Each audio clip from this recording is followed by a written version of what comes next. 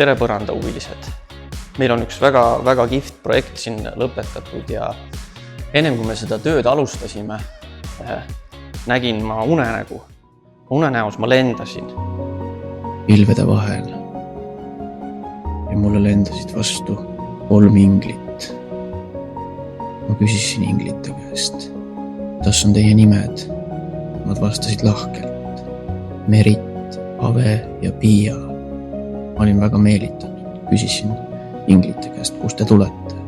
Inglid ütlesid, vaata alla. Ma vaatasin alla ja nägin Tartu linna. Inglid ütlesid, vaata lähemale.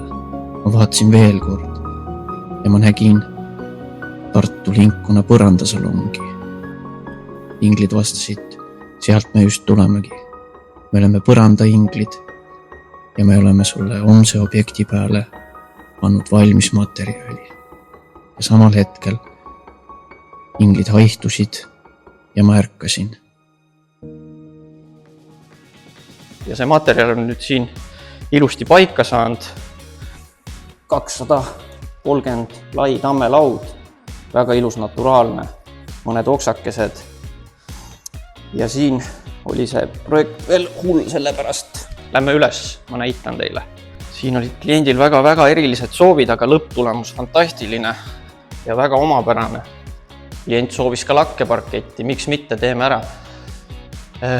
Jätsime ka väiksed vahed parketile, et tekiks siuke lauatunne ja töötab väga hästi üldiselt. Ja siin sai veel aknapõsed tehtud parketiga. Kah väga kihvt lõpptulemus, ilma liistuta kõik tehtud. Ja siis kliendil oli veel üks erisoov.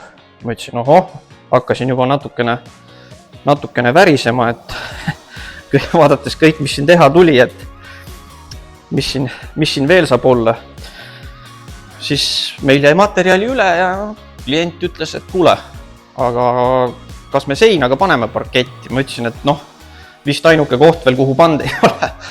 Ja panime, idee oli tema poolt ja teostus meie poolt ja võiks öelda väga fantastiline lõpptulemus, sobib siia voodi taha väga hästi. Keerasime natukene viltu ja panime ka risti ja lõpptulemuseks väga kihvt tulemus. Täname kõiki asjaosalisi, kes selles projektis osalesid ja järgmiste projektideni.